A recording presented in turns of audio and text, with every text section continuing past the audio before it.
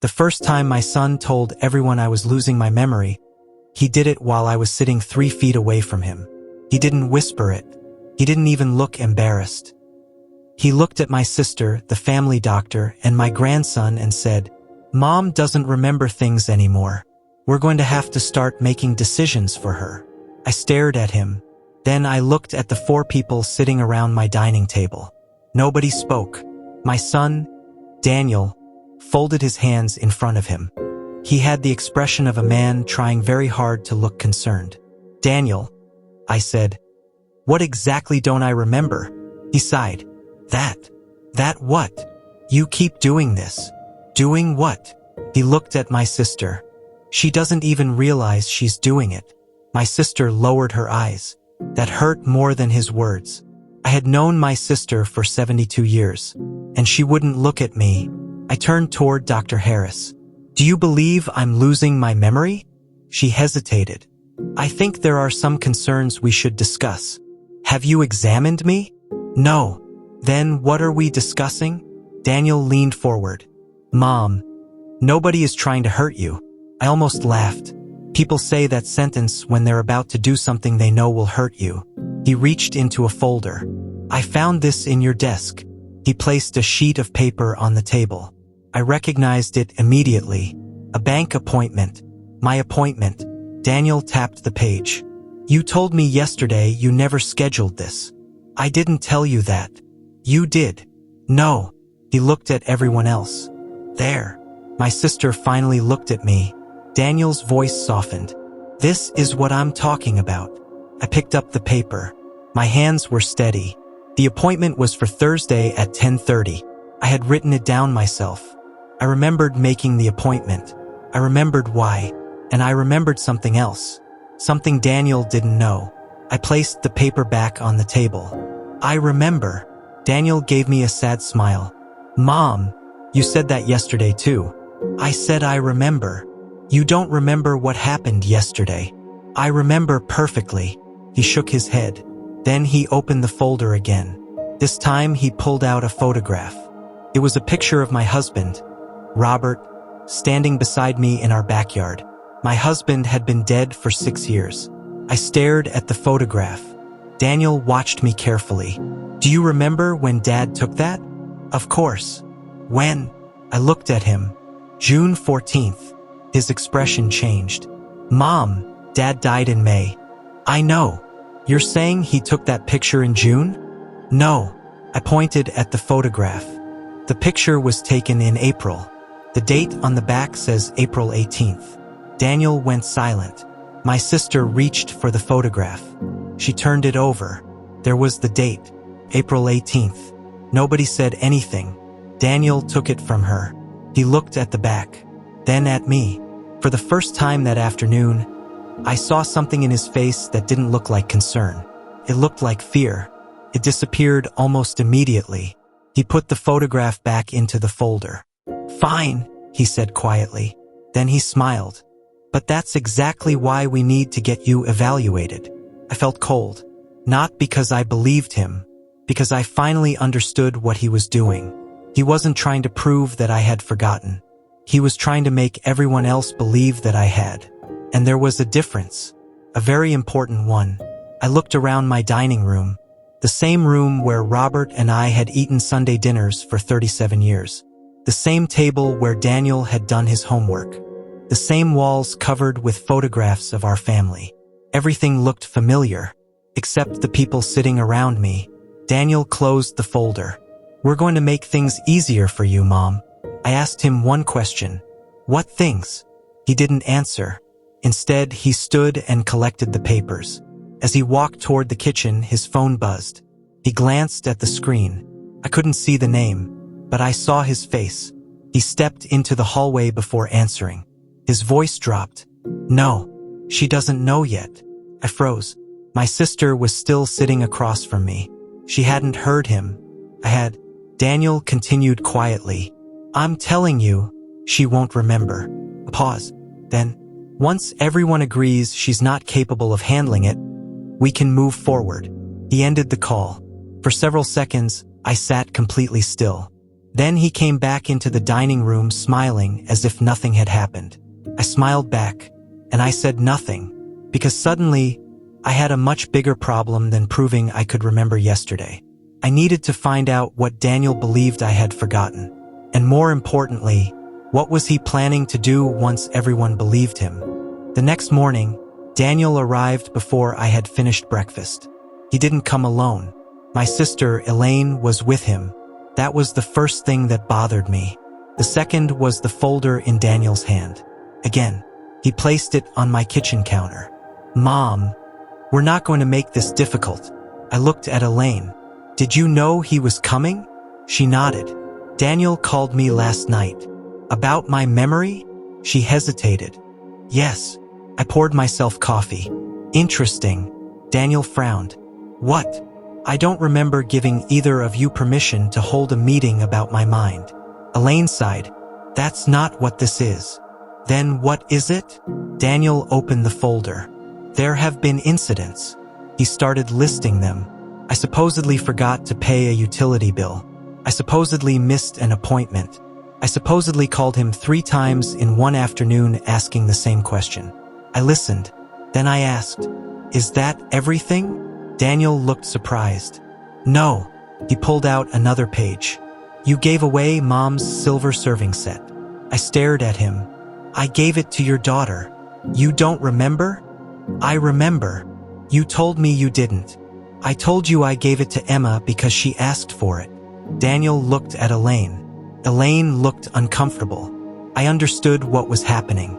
Every ordinary mistake was becoming evidence. Every disagreement was becoming proof. Every time I changed my mind was becoming confusion. Daniel wasn't simply telling people I was forgetting. He was collecting a story. And once enough people believed the story, anything I said afterward could be dismissed. I looked at him. "Where is the silver set?"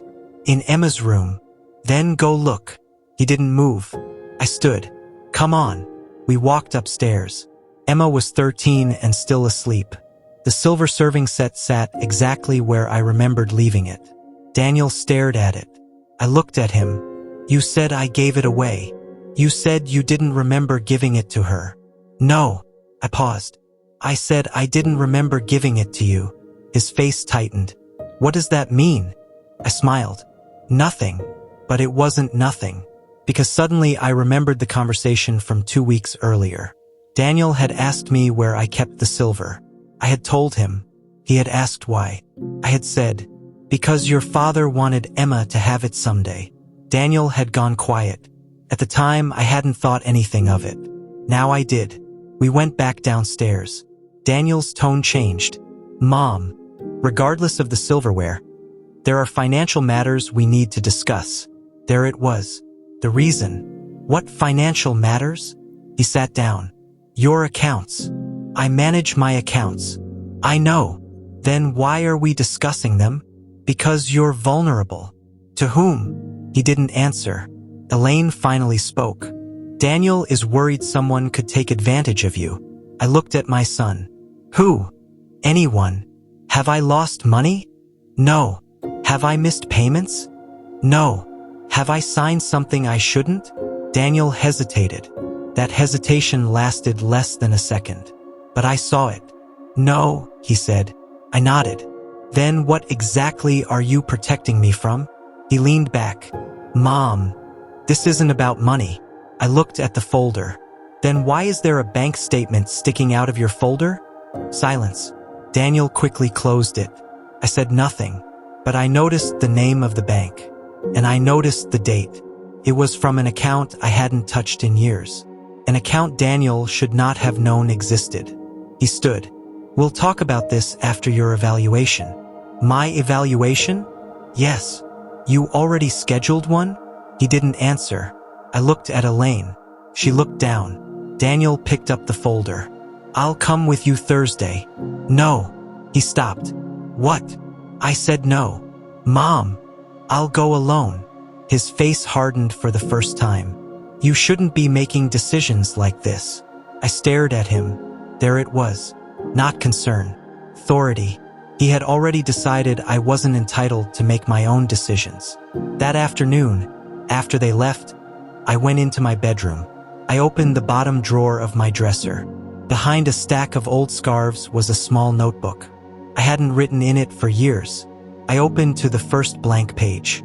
Then I wrote, August 14th. Daniel came with Elaine. He listed things I supposedly forgot. He had my old bank statement. He says he is worried about my memory. He is already arranging an evaluation without asking me. I stopped. Then I added one more sentence. He knows about the account. I closed the notebook. For the first time in 6 years, I began writing things down again. Not because I was afraid I would forget, because I was beginning to suspect that someone else wanted me to. On Thursday morning, Daniel arrived 20 minutes early. He was carrying the same folder. I was beginning to dislike that folder more than I disliked what was inside it. "Ready?" he asked. "I'll drive myself." He smiled. "I thought we agreed I'd take you." "We didn't agree." His smile disappeared. "Mom, I can drive." He stood there for a moment. Then he stepped aside. "Fine." I knew he wouldn't let me go alone. He followed me in his car. That was when I became certain the appointment wasn't really about my memory. It was about control. The doctor's office was quiet. Daniel checked me in before I reached the desk. He handed the receptionist something. I noticed it was a form. "What's that?" I asked. "Nothing." I held out my hand. He hesitated, then gave it to me. It was a release allowing the doctor to discuss my medical information with him. I looked at him. "You signed this." I was trying to make things easier. "You signed my name." His face changed. "I didn't." I looked at the signature. It wasn't mine, but it was close. Very close. I folded the paper. "I'll speak to the doctor myself." Daniel didn't answer. When Dr. Harris called me in, Daniel started to follow. "I'd like to speak with your mother alone first," she said. He stopped. "But, alone, Daniel?" He forced a smile. "Of course." The door closed. Dr. Harris sat across from me. "Your son is concerned." "I know. He says you've been forgetting appointments, repeating questions, and becoming confused about financial matters." "Have I?" She looked at me. "You tell me." I smiled. "That's why I'm here." She asked me a series of questions. The date, the president, where I was, why I had come. I answered every one. Then she asked me to remember several words. I did. She asked me to repeat them later. I did. She gave me a few simple problems. I completed them. Finally, she leaned back. "I don't see evidence of significant cognitive impairment." I stared at her. "Then why does my son think there is?" She was quiet. "Your son gave me some information before you arrived." "What information?" "He described several incidents. I already knew." "What did he say?" She hesitated. "He believes you're becoming unable to manage your finances safely." I almost laughed. "Doctor, if I were unable to manage my finances, would I know that?" "Not necessarily." "Then let's test something." I took a small piece of paper from my purse. I had written 3 numbers on it. A bank account number, a date, and an amount. I placed it on her desk. "Do you know what these are?" She looked at the paper. "No, neither should my son." Her eyes lifted. "Why?" "Because that account is mine." She looked at me carefully. "Does your son know about it?" "I don't know." "But you think he might?" "I know he has seen a statement from it." Dr. Harris sat back. "Why would he have access to your statements?" "That is what I'm trying to find out." She didn't say anything for several seconds. Then she asked, "Do you feel unsafe?" I thought about it. "No." "Are you afraid of him?" I looked toward the closed door. "No." Then I corrected myself. "Not yet." When I left the office, Daniel was standing in the hallway. He smiled. "How did it go?" "Fine." "What did she say?" I looked at him. "She said I'm perfectly capable of making my own decisions." His smile vanished, only for a moment. Then it returned. "That's good." "Yes." We walked toward the parking lot. He talked about dinner. about getting me more help around the house, about someone coming twice a week to check on things. I listened. Then, just before I reached my car, I stopped. "Daniel," he turned. "Where did you get my bank statement?" His face went completely still. "What bank statement?" "The one in your folder." "I don't know what you're talking about." I smiled. "That's interesting." "Why?" "Because yesterday you told me you didn't have it." He stared at me. "I never said that." "Yes," I said. "You did." For several seconds, neither of us moved. Then he laughed. A short, nervous laugh. "Mom, you're proving my point." I watched him get into his car. He thought he had won that conversation. He thought I had just contradicted myself. But he didn't know something. I had deliberately asked him the same question twice, and I had written down his first answer. That night, I opened my notebook again. Under Thursday's date, I wrote, "Daniel denied having the bank statement. Yesterday he admitted he had it." Then I added, "He is already lying about what he has said to me." I closed the notebook, but before I put it away, I remembered something else. The account Daniel had discovered wasn't just an old savings account. It was connected to something my husband had arranged 6 years earlier. Something Robert had specifically told me never to discuss with Daniel. And suddenly, I understood why my son was so interested in whether I could still remember. He wasn't afraid I would forget something. He was afraid I would remember it. 3 days after the doctor's appointment, Daniel came to my house with a locksmith. I knew something was wrong the moment I saw the man standing beside him. "What's he doing here?" I asked. Daniel smiled. "We're changing the locks." I stared at him. "Why?"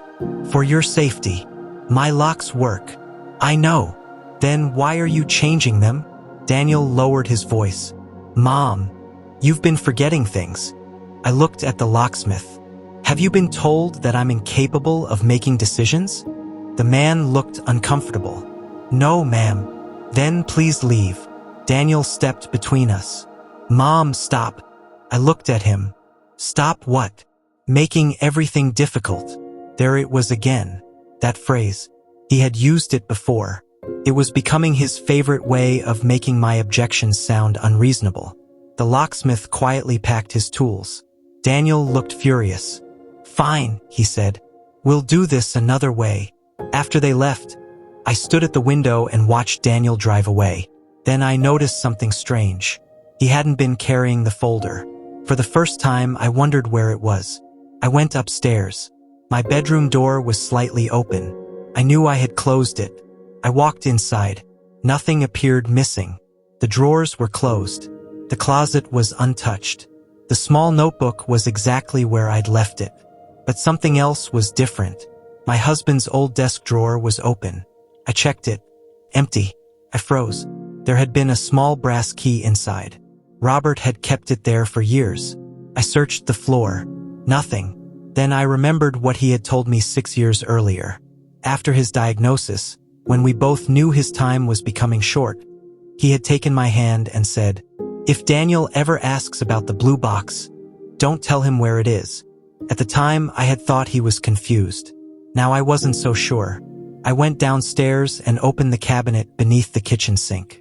Behind a stack of cleaning supplies was a loose wooden panel. Pulled it away. The blue box was still there. I lifted it carefully. Inside were papers, old insurance documents, a copy of our original mortgage, a letter from Robert, and one document I had almost forgotten. I unfolded it. My hands began to tremble, not because of what it said, because I suddenly understood why Robert had been so careful. The document wasn't about money. It was about the house. And Daniel had spent the last few weeks trying to convince everyone that I couldn't remember enough to control my own affairs. If he succeeded, he wouldn't need to steal anything. He could simply convince the right people that I was no longer capable of making decisions. Then he could make those decisions for me. I sat at the kitchen table. For the first time, the entire pattern became clear. The questions, the bank statement, the doctor's appointment, the fake signature, the locksmith. It wasn't random. Daniel wasn't preparing to help me. He was preparing to take control of my life. And I suddenly understood why he had been so interested in one particular question: whether I remembered what my husband had left behind. I opened Robert's letter. It was dated 2 weeks before he died. The first line made my stomach tighten. If you're reading this, Daniel has probably started asking questions. I stopped breathing. I read the next line. Do not confront him until you know exactly what he has discovered. I read it again, then again. Robert had known. Somehow, 6 years before any of this happened, my husband had anticipated the possibility that our son would try to take control of things, and he had left me instructions. I kept reading. The final paragraph was only 3 sentences, but one of them changed everything. There is one thing Daniel believes belongs to him. I stared at the words. Then I heard a car pull into the driveway. I folded the letter. I put everything back into the blue box. I replaced the wooden panel, and I walked to the window. Daniel was getting out of his car, but this time he wasn't alone. A man in a dark suit stepped out behind him. I didn't recognize him. Daniel looked up at my window and smiled. I understood immediately. Whatever he was planning next, he believed he had already won. The man in the dark suit wasn't a doctor. He wasn't a social worker either. He was a lawyer. Daniel introduced him as Mr. Parker. I recognized his name. He had handled some of Robert's business affairs years ago. That was when I knew this had gone much further than I thought. Daniel sat across from me. Mr. Parker placed a folder on the table. Your son asked me to explain some options, he said. Options for what? Daniel answered before he could. For making sure you're protected. I looked at him. Protected from whom? He didn't answer. Mr. Parker opened the folder. Inside were several documents. One was a power of attorney. Another authorized Daniel to manage my finances. Another gave him authority to make certain medical decisions. I read them carefully. Then I looked up. You want me to sign these? Daniel sighed. Mom, nobody is taking anything away from you. I looked at the papers. Then why do I need to sign them? Because things are becoming difficult. For you. His jaw tightened. For everyone. I almost smiled. That was the first honest thing he'd said. Mr. Parker cleared his throat. Your son believes it would be prudent to establish some safeguards. Did you personally evaluate my capacity? No. Then on what basis are you recommending this? He glanced at Daniel. That glance told me more than his answer. I was given information about your recent difficulties. I nodded. By my son. Yes. I leaned back. Did he tell you about the doctor's evaluation? Mr. Parker paused. No. Did he tell you the doctor found no significant cognitive impairment? Another pause. No. Daniel shifted in his chair. I looked at him. Why not? Because the evaluation wasn't conclusive. That isn't what she said. She said you're fine today. I stared at him. And tomorrow? He didn't answer. Mr. Parker closed the folder. Perhaps we should postpone this conversation. Daniel immediately objected. No. The lawyer looked at him. I said postpone it. Something passed between them. A warning. And suddenly I understood something important. Daniel hadn't brought this lawyer because the man agreed with him. He had brought him because he wanted someone official-looking sitting at the table. Someone whose presence would make me feel as though I had already lost. I stood. You should both leave. Daniel stared at me. Mom! Leave. Mr. Parker gathered his papers. Daniel remained seated. Then he leaned toward me. His voice became very quiet. You're making a mistake. I looked directly at him. No, Daniel. I think you're forgetting what happens when people refuse help. I remember. His face changed. I saw it. A flicker of fear. Tiny, but real. He stood. As they walked toward the door, Mr. Parker stopped beside me. He lowered his voice. Mrs. Hayes. Yes. I would strongly recommend you speak to your own attorney before signing anything. Daniel turned around. Parker. The lawyer looked at him. I said before signing anything. Then he left. Daniel followed. The door closed. I stood there for a long time. Then I went back upstairs. I took Robert's letter from the blue box. I read it again. This time, I noticed something I had missed. At the bottom of the page was a handwritten note. The lawyer will know the truth if he sees the original. I stared at the sentence. The original. I opened the rest of the box. There was no deed, no ownership certificate, nothing that immediately explained what Robert meant. Then I remembered the brass key, the one that had disappeared from the desk. Daniel had taken it, which meant he had been searching for something. I went into Robert's old workshop. There was a locked metal cabinet in the corner. I had never opened it. I hadn't even thought about it in years. I looked at the lock. Then I remembered something. Robert had once told me, people always hide the key somewhere obvious because they think obvious means safe. I searched the room. Nothing. Then I looked at the old wall clock. I removed the battery cover. A tiny brass key was taped inside. I stared at it. Daniel had taken the wrong key. I opened the cabinet. Inside was a single thick envelope. On the front, in Robert's handwriting, were 6 words. For my wife, not for Daniel. My hands shook as I opened it. Inside was the original document, and beneath it was another letter. I read the first paragraph. Then I sat down, because the truth about our house was not what I had believed. And it wasn't what Daniel believed either. Robert had never left the property to our children. He had done something else, something Daniel would never expect. I looked at the document again. Then I smiled for the first time in days. Not because I wanted revenge, because I finally understood why my husband had told me, "Don't correct him too quickly." Daniel thought my memory was failing. He thought that made me powerless. He didn't know I was sitting on the one piece of paper that could destroy everything he had been building. And I wasn't going to show it to him yet. Not until I knew exactly what he had already done. I didn't sleep that night. Not because I was afraid of Daniel. Because I was finally beginning to understand him. The next morning, I put Robert's original document back into the envelope. Then I did something that felt strange. I put the envelope back in the cabinet. I wanted Daniel to believe he still had time, because I needed to know what he had already done. At 10 o'clock, he called. "Mom, how are you feeling?" "Fine." "Do you remember yesterday?" "Yes." He paused. "You remember Mr. Parker?" "Yes." "And what we discussed?" "Yes." Another pause. "Good." His voice sounded relieved. I almost laughed. He thought I was proving him wrong. He had no idea I was playing along. "Daniel," I said, "I've been thinking." "About what?" "Maybe you were right." Silence. "What do you mean?" "Maybe I do need some help." His voice immediately changed. Softer. Warmer. "Mom, that's all I've been trying to tell you." "I know. What changed your mind?" "I've been thinking about what Dad would have wanted." That stopped him.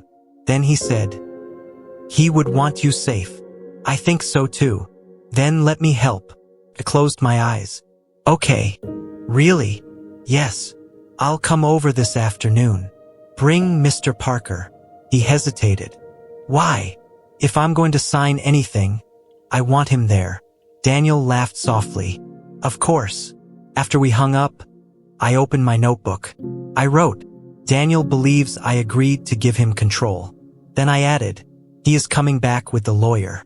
I didn't write what I was really thinking, because by then, I had started to understand the value of letting someone believe they had already won. That afternoon, Daniel arrived with Mr. Parker. This time, Daniel brought another folder. He placed it on the table. "Mom, everything is straightforward." I opened it. The first page was a power of attorney. The second gave Daniel authority over my bank accounts. The third allowed him to make medical decisions. The fourth concerned the house. I stopped there. Daniel noticed. "It's just temporary." I looked at him. "Temporary?" "Yes." "For how long?" "Until you're stable." I smiled. "How will you know when I'm stable?" "We'll know." That word bothered me. There was already a group making decisions about my life. And apparently I wasn't part of it. Mr. Parker looked uncomfortable. I turned toward him. "Do you believe I should sign this?" He didn't answer immediately. Then he said, "I believe you should have independent legal advice." Daniel's face tightened. "Parker, I've already told you this." I looked at the lawyer. "Then why are you here?" He glanced at Daniel. "Because he asked me to explain the documents." I nodded. "Thank you." I pushed the folder back. "I'll think about it." Daniel's expression changed. "You said you were ready." I said I would think about it. He stood abruptly. "Mom, this is exactly what I'm talking about." "What?" "You agree to something, then forget." I stared at him. "I haven't forgotten anything. You just said you would sign." "No." He looked confused. "I said I would consider it." He opened his mouth, then stopped. Mr. Parker looked at him. I saw something pass between them. Daniel realized he had made a mistake. A small one, but enough. He gathered the papers. "Fine." He walked toward the door. Then he turned. "I'm trying to protect you." I looked at him. "Then why does protecting me require taking everything I control?" He didn't answer. After they left, I waited until their car disappeared. Then I went upstairs. I opened Robert's envelope. There was one more page behind the original document. I had missed it. It was a letter from Robert to his attorney. The letter explained why he had structured the ownership of the house the way he had. But one sentence stopped me. "If Daniel ever attempts to have my wife declared incapable, the transfer is to be triggered immediately." I read it twice, then a third time. The house wasn't simply protected. Robert had built a safeguard around it, and Daniel had just activated it. I sat down slowly. For weeks, Daniel had believed he was moving toward control. He didn't know that every step he had taken had brought him closer to losing it. But there was something even more important. At the bottom of the letter was the attorney's name. It wasn't Mr. Parker. It was another lawyer. The attorney Robert had trusted before he died. And beside his name was a phone number. I picked up the phone. But before I dialed, I stopped. Because I suddenly realized something. Daniel had been telling everyone I was losing my memory. If I confronted him now, he could simply say, "See? She's confused." So I put the phone down. Not yet. First, I needed him to make one final move. A move he would make only if he believed I was finally too confused to stop him. And that evening, Daniel made exactly the call I was waiting for. He didn't know I could hear him from the hallway. His voice was low. "She's agreed to cooperate." A pause. Then, "No, she doesn't know about the trigger." I froze. He knew. He knew there was something in Robert's documents. But he didn't know I had found it. Then he said the words that changed everything. "We just have to get her to sign before she realizes what she's signing." I stood in the darkness. And for the first time since this began, I stopped feeling like the mother being trapped. I felt like the person waiting for the trap to close. The next morning, Daniel called before 8. "Mom, I need you to come with me." "Where?" "To the attorney's office." I looked at the clock. "What for?" "To finish the paperwork." I let several seconds pass. "What paperwork?" He sighed. "The documents we discussed yesterday." I smiled. "Of course. I'll pick you up at 9. I can drive." "No." His answer came too quickly. "You shouldn't be driving right now." "Why?" "You've been confused." There it was again. The word he had started using whenever he wanted control. Confused. I looked at the notebook on my kitchen table. Then I said, "Fine. 9 o'clock." He hung up. I didn't pack anything. I didn't take the envelope. I took only my purse and the little notebook. At 9, Daniel arrived. Mr. Parker was in the passenger seat. Daniel got out and opened the back door for me. The gesture looked polite, but it wasn't. It felt like being placed somewhere. I sat down. Nobody spoke during the drive. Then Daniel said, "Mom, this is for your own good." I looked out the window. "I know." He smiled. He thought I had surrendered. The attorney's office was on the 3rd floor of an old brick building. When we entered, I noticed another man standing near the conference room. Older, gray hair, thin glasses. He looked at me, then at Daniel. His expression changed. Mrs. Hayes. Yes. My name is Robert Collins. I stopped. That was my husband's attorney. The man named in Robert's letter. Daniel went pale. Mr. Parker looked at him. You said he wasn't involved. Daniel whispered. I didn't know he was here. Mr. Collins smiled politely. Your husband asked me to remain available for this exact situation. I looked at Daniel. For the first time, he couldn't hide his fear. We entered the conference room. Mr. Collins placed a large envelope on the table. Before anyone signs anything, he said, I have a few questions. Daniel shifted in his chair. Mr. Collins looked at me. Mrs. Hayes, do you understand why you're here? Yes. Do you understand the documents your son wants you to sign? Yes. Do you want to sign them? No. Daniel's head snapped toward me. Mom. I looked at him. I said no. Mr. Collins nodded. Then he turned to Daniel. Your turn. Daniel frowned. What? Do you understand what authority you're asking your mother to give you? Of course. Then answer one question. He pushed a single document across the table. Who owns the house? Daniel didn't hesitate. My mother. Mr. Collins nodded. And after she signs these documents? Daniel smiled. I'll manage it for her. That wasn't my question. Daniel's smile disappeared. Mr. Collins looked directly at him. Who owns the house? Daniel swallowed. My mother. Correct. He turned to me. Now, Mrs. Hayes, do you remember what your husband told you about the property? I looked at Daniel. His face had gone completely still. Yes, I said. What did he tell you? I opened my purse. I took out my notebook. Daniel stared at it. I opened to the page I had written days earlier. Then I looked at my son. You told everyone I was losing my memory. He said nothing. You told my sister. Nothing. You told the doctor. Nothing. You told your lawyer. Still nothing. Then I asked, do you remember the conversation you had with Dad 6 years ago? Daniel's eyes changed. He looked at Mr. Parker, then at me. What conversation? I smiled. The one where he told you the house would never belong to you. Daniel stood. That never happened. I reached into my purse. I didn't pull out the document. I pulled out Robert's letter. I placed it on the table. Daniel stared at his father's handwriting. Mr. Collins picked it up. He read silently. Then he looked at Daniel. You knew about the safeguard? Daniel shook his head.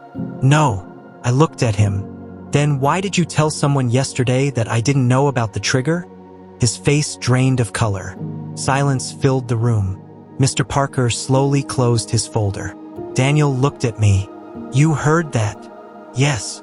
His eyes filled with something I hadn't seen since he was a child. Fear. Not fear of losing money. Fear of being exposed. I closed the notebook. Then I asked him one final question.